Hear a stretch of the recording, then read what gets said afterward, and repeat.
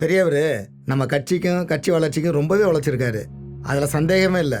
ஓ, அதால தான் அவர் 20 வருஷமாக எம்எல்ஏவாக இருந்த தொகுதியில் அவர் போய் சேர்ந்தனால நடக்க போகிற இடைத்தேர்தலில் அவரோட மவனான எனக்கு சீட்டு தராமல் எங்ககிட்ட எடுபடியாரனோட மவன் அந்த அறிவுடைய நம்பிக்கை சீட்டு தந்துருக்கீங்களாக்கும். அறிவுடை நம்பி தான் தன்னோட அரசியல் வாரிசுன்னு பெரியவரே பல வாட்டி சொல்லியிருக்காரா இல்லையா? நீயே சொல்லல. அப்பா அப்படி சொன்னது அரசியல். நம்பி வேற சாதிக்காரன், அவன் சாதி ஓட்டும் தனக்கு கிடைக்கணும் தான் அப்பா அப்படி சொன்னார். அப்படி இல்லை பாண்டி, நீ அவரோட மகன்ற ஒரே காரணத்தை காட்டி அரசியலுக்கு வர்றது பெரியவருக்கு பிடிக்கல.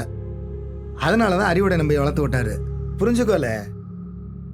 சரி, நீங்கள் சொல்லுத மாதிரியே வச்சுக்கிடும். ஆனால் நம்ம சாதிக்காரனும் அதிகமாக இருக்கிற இந்த தொகுதியில் நம்பி செய்ப்பான்னு எப்படி நம்புதியே?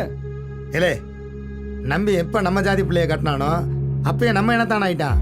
அவனை நிறுத்தினா 2 சாதி ஓட்டு சிதறாம விழுன்னு மேலிட நம்புது. அதைத்தான் நானும் நம்புதேன். நீ குழப்பிக்காம சோழியை போய் பாருல.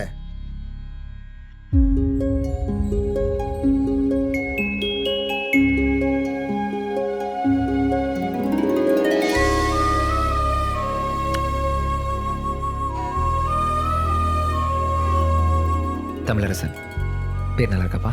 பிரமாதமான பேரில் விடிஞ்சிடும். நம்ம பயிலோட அனுப்பிச்சு அகல்யா விட்ட சொல்லிட்டு வர சொல்லட்டுமா? அது முறையாவாதுப்பா, நானே போயிட்டு வரேன். எனக்கு சரியா படலை. அவள் வீட்டு ஆளுங்க நம்ம மேலே கோமா இருக்கான்றதுக்காக நம்ம ஒதுங்கி நிற்கிறது சரியில்லைல்ல. இந்த மாதிரி சந்தர்ப்பத்தில் தான் 2 பேரும் கலந்து பேசி ஒன்றா முடியும். அதுதான் அகல்யாவுக்கும் பிடிக்கும். போகிறதுன்னு முடிவாச்சுன்னா தனியாக போக வேண்டாம். நம்ம பையனை 4 பேர் கூட கூட்டிகிட்டு போ. எதுக்கு போய் பிரச்சனை பண்ணுறதுக்கா? கவலைப்படாதீங்கப்பா, தகபாண்டி இருக்கான்ல, அவனை வச்சு பேசி முடிச்சிடலாம். சுச்சு சரி நம்பி, வா. வாழ்த்துக்கள்டே, மாமா வாயிட்ட. உன் தங்கச்சி அகல்யாவுக்கு பையன் பிறந்திருக்கானா? உன் மச்சான் தான் பேசினான். தங்கச்சியே தலைமுறைகிட்டேன். அவர் எங்கேருந்து வந்தாருங்க மச்சானு மருமோடு? அகல்யா நம்பியோட ஓடி போன அவமானம் தாங்காம தான் உங்கள் அப்பா உத்தரத்தில் தொங்கினார். ஆனால் அந்த புள்ள அதை பற்றிலாம் கொஞ்சம் கூட கவலைப்படாமல் அவனோட பிள்ளைய பற்றி சந்தோஷமாக தானே இருக்கா? நீயும் கொஞ்சம் கூட கூச்ச நாச்சமே இல்லாமல் ஊருக்குள்ளே தலை நிமிர்ந்து நடந்துக்கிட்டு இருக்க. உன்னால் எப்படி அப்படி இருக்க முடியுது?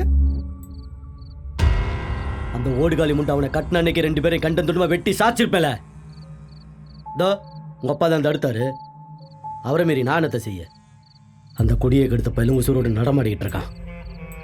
ஆனால் என்னைக்கு இருந்தாலும் உசுறு என் கையில் தான்ல. எங்கள் அப்பா மண்டையை போட்டு 6 மாதமாச்சு. நான் அவர் கிடையாதுல்ல. உனக்கு நம்பி எதுக்கிற திராணி இல்லை நினச்சி நாளைக்கு அவன் வீட்டுக்கு வரான். இப்பவும் நீ அமைதியாக இருந்தா பார்க்கதான் உன் குடும்பத்தை காரி துப்ப மாட்டானுவ.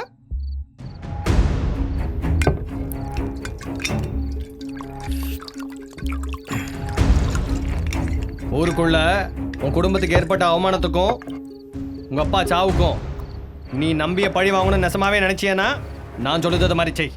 உன் கூட நான் நிற்கேன்.